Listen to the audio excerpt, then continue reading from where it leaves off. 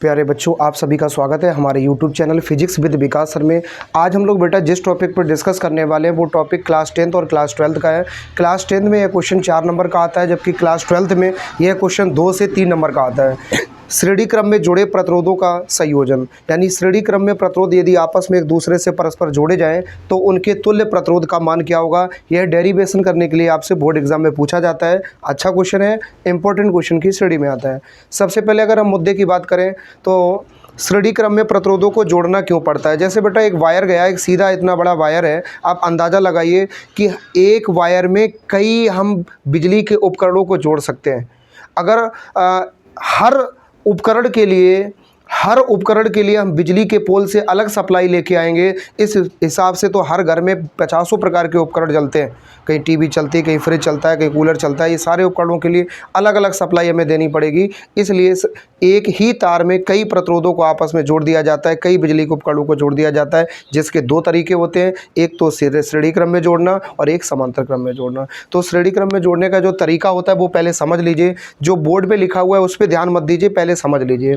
श्रेणी क्रम में जोड़ने के लिए क्या करते हैं, जैसे बेटा इस प्रकार से हमने एक वायर लिया, तो अगर इनका श्रेणी क्रम में संयोजन होना है तो कैसे करेंगे।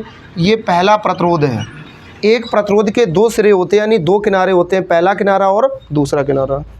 तो बेटा पहला प्रतिरोध का जो दूसरा किनारा है, इससे हम आगे जोड़ देते हैं दूसरे प्रतिरोध के पहले किनारे को।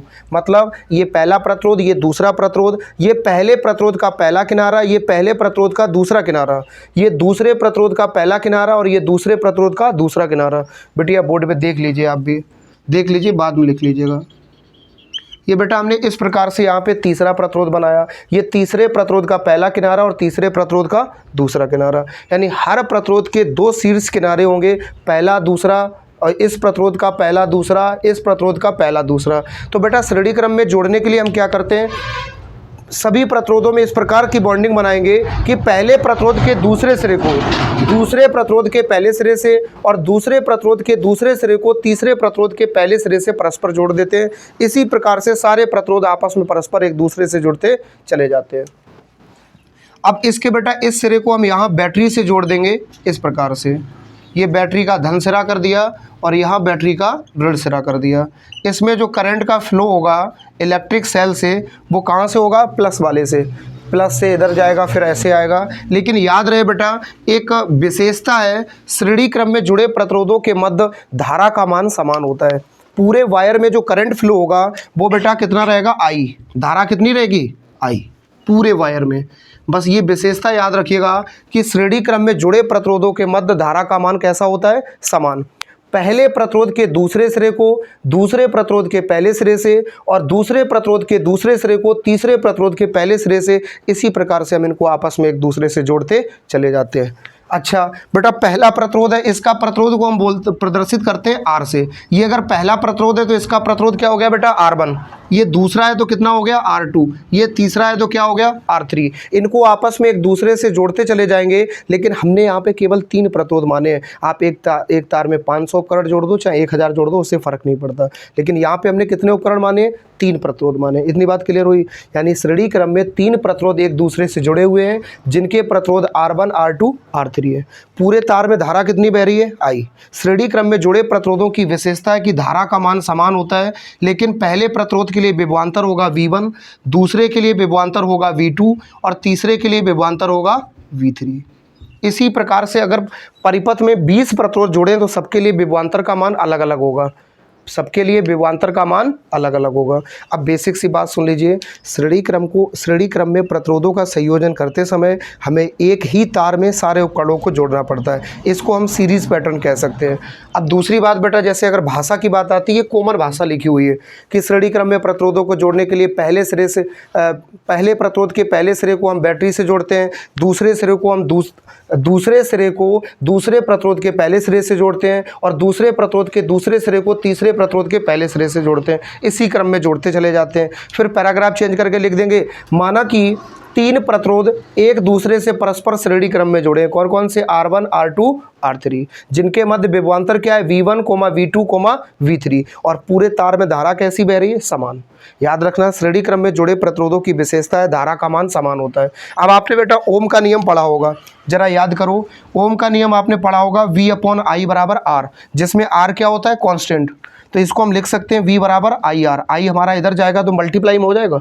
बताओ बताओ बताओ। इसी प्रकार से निकालो बेटा प्रथम तार के सिरों के मध्य विभवांतर, ये मैंने लिख के रखा है। प्रथम प्रतिरोध के सिरों के मध्य विभवांतर क्या हो जाएगा? V बराबर, रूल क्या होता है बेटा? IR। V बराबर फॉर्मूला क्या है? IR। जब V हमारा V1 होगा तो R क्या होगा? R1। I नहीं बदलेगा क्योंकि बेटा पूरे तार में धारा कैसी बह रही है? समान। तो V हमारा V1 होगा, I रहेगा, R क्या हो जाएगा? R1। इतनी बात क्लियर हुई। जब बेटा हमारा इसी प्रकार से V2 होगा तो I रहेगा, R क्या हो जाएगा? R2। जब बेटा हमारा यहाँ पे तीसरी कंडीशन में हमने लिखा है तृतीय प्रतिरोध के सिरों के मध्य विभवांतर, तो बेटा जब V3 होगा तो I रहेगा, R क्या हो जाएगा? R3। ऐसे ही बेटा अगर चौथा भी प्रतिरोध होता तो V4 होता तो I रहता, R क्या हो जाता? R4। इतनी बात क्लियर हो गई।